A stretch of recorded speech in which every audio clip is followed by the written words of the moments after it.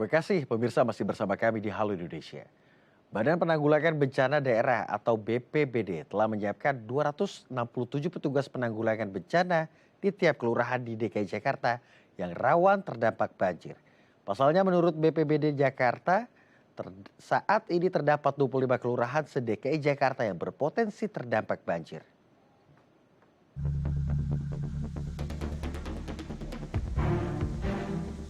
Musim penghujan telah tiba. Hal ini menyebabkan intensitas hujan yang tinggi membuat beberapa wilayah di DKI Jakarta berpotensi terjadi banjir. Badan Penanggulangan Bencana Daerah atau BPBD DKI Jakarta memetakan ada 25 kelurahan rawan banjir dan perlu diwaspadai khususnya bagi masyarakat yang bermukim di area tersebut. 25 kelurahan rawan banjir di Jakarta meliputi 5 kelurahan di Jakarta Barat, 9 kelurahan di Jakarta Selatan, 8 kelurahan di Jakarta Timur, dan 3 kelurahan di Jakarta Utara. Untuk mengantisipasi bencana banjir, Isnawa mengatakan BPBD DKI Jakarta telah menyiapkan sejumlah strategi seperti menyiagakan 267 petugas penanggulangan bencana di setiap kelurahan di Jakarta. BPBD juga mengimbau bagi masyarakat yang berada di wilayah rentan banjir agar mengenali bahaya dan risikonya seperti beraktivitas di dekat sungai maupun tempat yang terdapat genangan dan rawan pohon tumbang. Untuk membahasnya lebih lanjut, kami telah terhubung langsung dengan Isnawa Aji selaku Kepala Pelaksana BPBD DKI Jakarta. Kita akan sapa langsung. Selamat siang, Pak Isnawa, apa kabar? Kabar baik, Mas Akbar. Alhamdulillah. Pak Isnawa langsung saja masuk ke dalam pembahasan. Pak Isnawa, kita tahu kondisi saat ini kita memasuki El Nino begitu ya. Tapi intensitas hujan juga ada, tapi tidak setinggi tahun lalu begitu ya Pak Isnawa. Kalau dilihat dari intensitas hujan seperti minggu lalu, ini 25 daerah yang tadi disebutkan yang memiliki potensi kerawanan banjir. Apakah sudah ada titik-titik banjir yang juga dialami di sana ketika minggu lalu intensitas hujan makin meninggi, Pak Isnawa? Ya, Mas Akbar. Jadi memang kita kan sudah mendapat info ya dari BMKG bahwa Jakarta khususnya mulai November memasuki musim penghujan. Dan memang tadi selain dari 25 kelurahan yang sudah kita monitor potensi rawan banjirnya, kita kan juga BPBD setiap harinya, Mas Akbar, menginformasikan bagaimana cuaca Jakarta setiap jam. Bagaimana timur, selatan, utara Jakarta, apakah akan diguyur hujan, apakah cerah, apakah ada petir, angin kencang, dan lain-lain. Itu pun berdasarkan data dari BMKG. Kemudian kami juga memonitor 13 sungai yang ada di Jakarta dengan istilahnya TMA, tinggi muka air. Ini datanya kami koordinasikan dengan teman-teman kami di Dinas Sumber Daya Air. Baik. Lalu bagaimana Pak untuk masyarakat yang berada di 25 daerah tersebut? Ini daerah mana saja dan bagaimana mempersiapkan jika suatu saat Februari, yang nanti mana puncaknya itu akan masuk di pertengahan ya, awal dan pertengahan Februari. Kira-kira gitu, Mas. baik. Pak Isnawa? Daerah mana saja Pak Iya, yang ya. Nah, akhirnya artinya menjadi daerah mana saja Pak Isnawa yang memiliki potensi banjir? Mungkin bisa disebutkan. ya. Jadi kami sudah memetakan 25 kelurahan tadi Ya. seperti disampaikan oleh dari TV, ada beberapa lokasi-lokasi umumnya daerah yang ada di bantaran kali sungai yang ada di Jakarta. Kita Ya. sebut misalnya kalau di Ciliwung itu mulai dari Lenteng Agung, Rawajati, Pengadegan, Kebon Baru, Bidara Cina, Pejaten Timur, dan lain-lain. Kemudian kalau Kali Pesanggerahan misalnya, itu ada daerah-daerah Rawabuaya, Kembangan, ya kan, kemudian sampai dengan Kedoya. Kemudian kalau wilayah misalnya di Kali Cipinang, mungkin daerah di Ya. sekitar Cipinang Muara, Cipinang Melayu, dan lain-lain. Jadi 25 kelurahan ini yang kita sudah prediksi di 5 tahun terakhir suka mengalami genangan ataupun banjir. Kita beruntung DKI Jakarta sudah ada sodetan Ciliwung, di mana itu sudah bisa mengcover hampir 107 hektar di kawasan sekitar Ciliwung. Misalnya daerah-daerah Kebon Baru, Pengadegan, Rawajati, dan lain. Semoga ini bisa mengurangi dampak dari tingginya intensitas air di Sungai Ciliwung pada saat ekstrim, gitu Mas Akbar. Baik, tapi seminggu kebelakangan apakah Sodetan Ciliwung ini bisa dikatakan efektif menangkal banjir? Ya, informasi dari Dinas Sumber Daya Air ini kan begini, derasnya Ya. air dari hulu, dari Bogor dan Depok ini Mhm. dengan adanya sodetan kan bisa membantu mengalirkan 60 liter air per detik ya yang masuk ke kali Banjir Kanal Timur dan Kali Cipinang. Ya. Dengan adanya sodetan ini tentunya mengurangi beban Ciliwung untuk nantinya bisa berpotensi agak lebih melandai pada saat masuk ke kawasan Kampung Melayu, Jatinegara, dan lain-lain. Kemudian di hulu, Pemprov DKI Jakarta di 3 tahun yang lalu juga sudah membebaskan waduk Ciawi dan Sukamahi di daerah Bogor. Nah ini kan juga bagian dari upaya mengurangi beban intensitas air hujan yang ada di hulu pada saat curah hujan cukup ekstrim di kawasan Bogor dan Depok. Jadi berbagai upaya Hmm, juga mhm, dilakukan oleh mhm, Pemprov DKI Mas Akbar. mhm, Misalnya ada ratusan alat berat yang melakukan pengerukan mhm. sepanjang 13 sungai yang ada di Jakarta. Jadi informasi yang saya sudah dapat hampir 690.000 meter kubik lumpur yang sudah berhasil diangkat, dikeruk oleh teman-teman Dinas Sumber Daya Air dan Dinas LH dari sekitar 1,4 jutaan. Jadi masih ada ya mungkin 4 sampai 5 tahun yang harus kita butuhkan untuk melakukan pengerukan kali sungai danau yang ada di Jakarta gitu Mas. Baik, pastinya setiap upaya-upaya akan terus dilakukan dalam menghadapi kondisi banjir tiap tahunnya. Pak Isnawa, Iya, ini yang menarik ada 267 petugas yang disiapkan untuk membantu masyarakat yang berada di daerah rawan banjir. Ini tugas mereka apa saja Pak Isnawa? ya jadi ini kita sebut dengan tim reaksi cepatnya BPBD. Memang jumlah kami masih jauh ya dari angka ideal, tapi setidak-tidaknya 267 ini kan merefleksikan 267 kelurahan di DKI Jakarta. Mereka memang tidak stay di kantor kelurahan. Mhm, Mereka ada di setiap di kantor wali kota, di kantor BPBD. Tetapi mereka saya minta untuk masuk dalam grup WhatsApp-nya warga masyarakat. mhm, Jadi kalau ada yang bertugas misalnya di Tebet Timur, bertugas di Duri Kosambi, bertugas di Rawajati misalnya, mereka tuh bergabung dengan lurah, bergabung dengan Pak Bimas Babinsa, bergabung dengan Satpol PP, bergabung dengan RT RW, PKK, mhm. Karang Taruna dan lain-lain. Jadi mereka ikut memonitor kondisi setiap kelurahan, apakah ada potensi bencana apa saja, kebakaran, longsor, mungkin ada gempa bumi, mungkin ada banjir, genangan. Agar cepat merespon, mereka bisa saling berkomunikasi dengan tim saya ini. Nanti mereka akan mengkomunikasikan dengan layanan Jakarta Siaga Darurat 112. Jadi kami punya kayak 911 Mas Ya. Akbar. Silakan nanti di 112 bebas pulsa 24 jam warga bisa mengakses telepon kalau ada pengaduan di lingkungannya. Kira-kira begitu. Mhm, tapi saya ingin Anda mencermati, perbedaan dengan tahun lalu begitu Pak Isnawa, apakah tahun ini intensitasnya justru malah melandai atau malah sebaliknya? Tapi jangan dijawab dulu Pak Isnawa karena kita akan break terlebih dahulu. Pemirsa juga jangan kemana-mana, tetap di Halo Indonesia.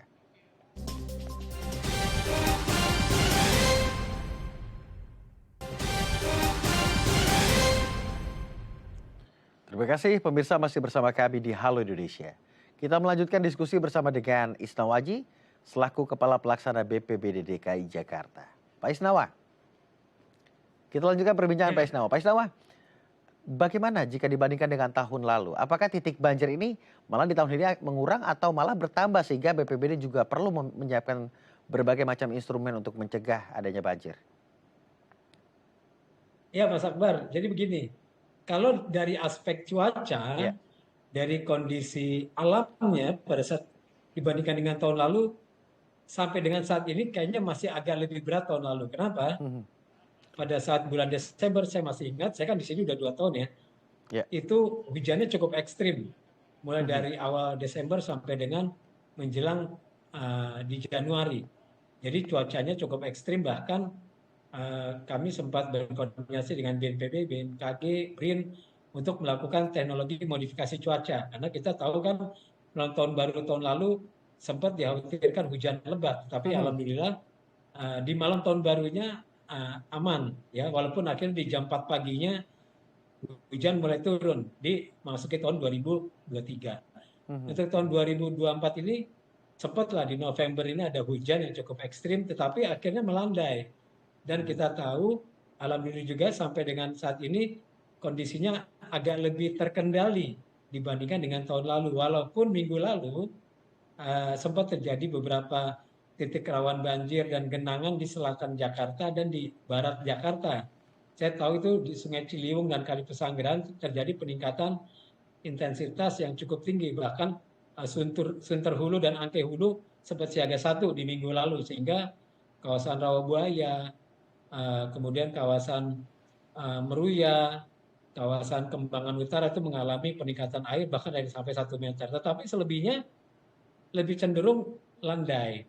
Nah, kita Mhm. berharap sih semoga kondisi ini bisa bertahan seperti ini sampai dengan yang dikhawatirkan akan terjadi puncaknya di pertengahan Baik. Februari. Kira-kira gitu, Mas. Mhm.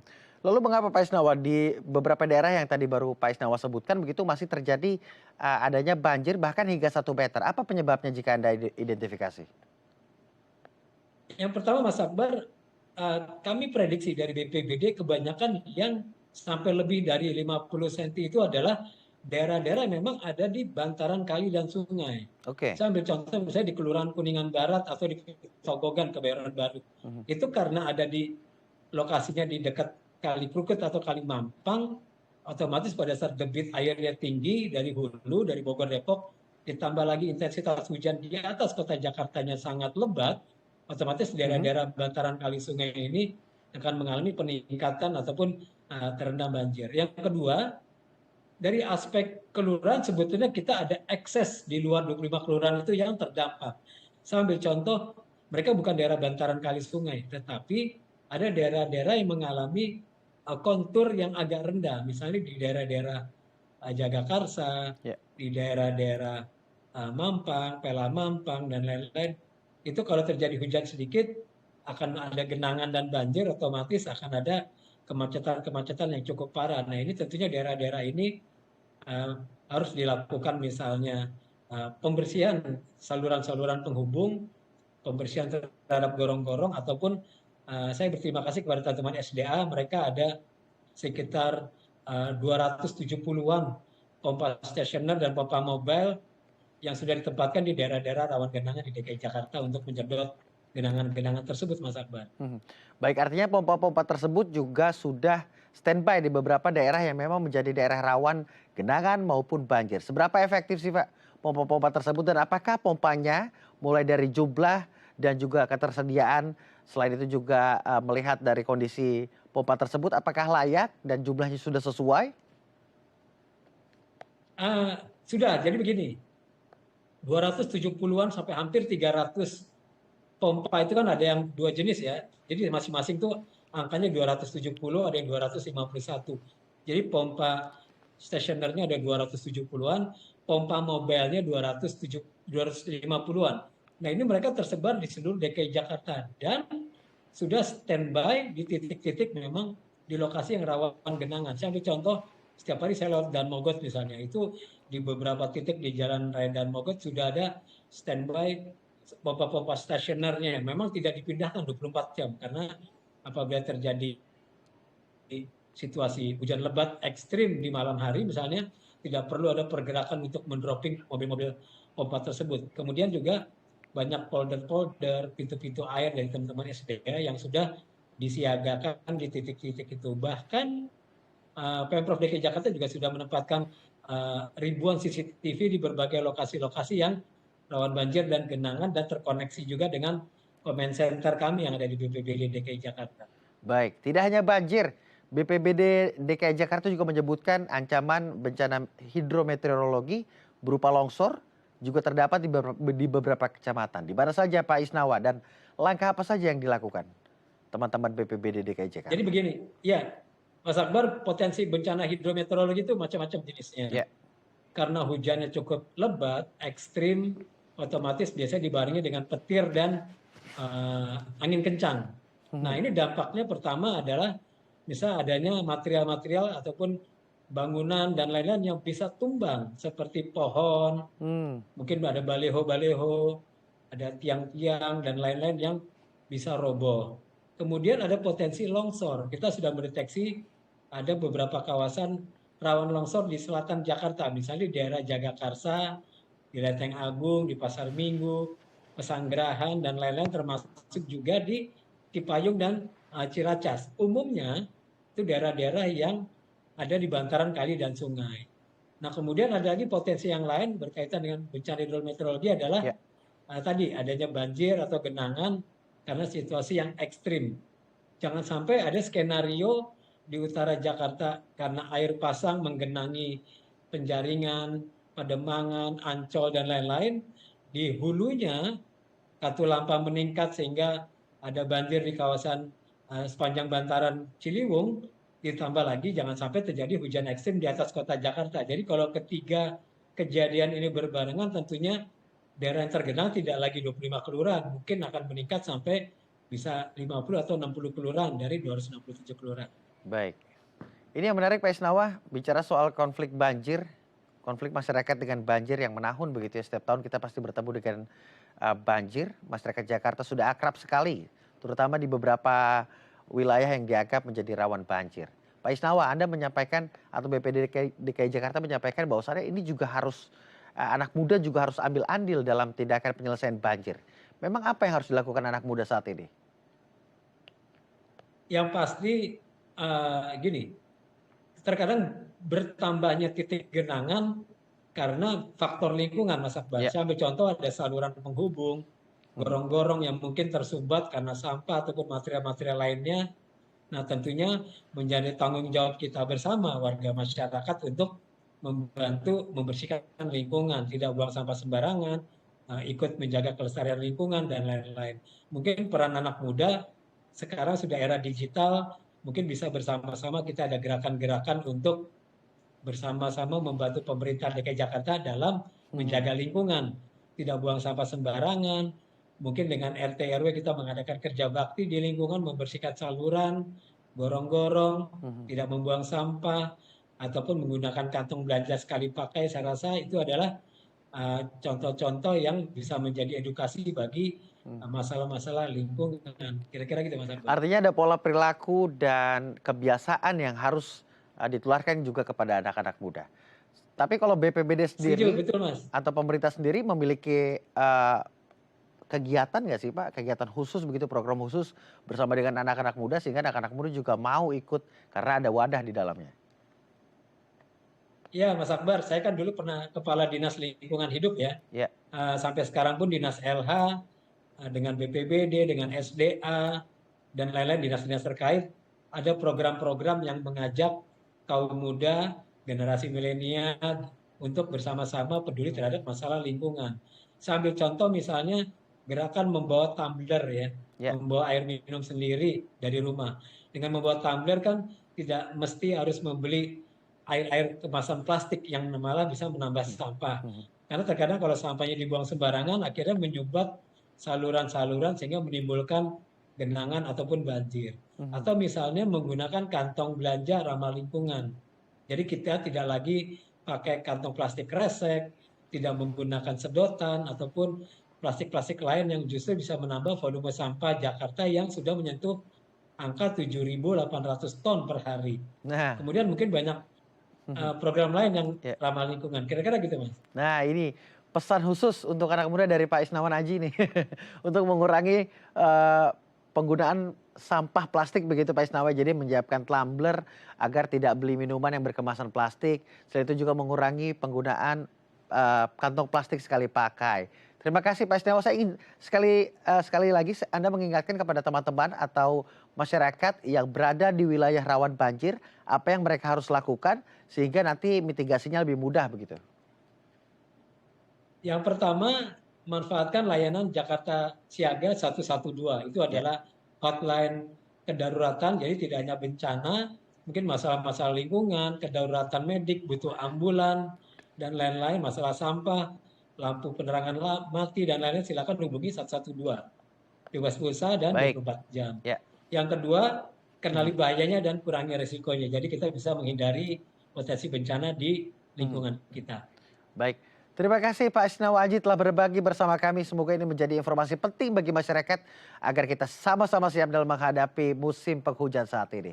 Selamat beraktivitas Pak Asnawa.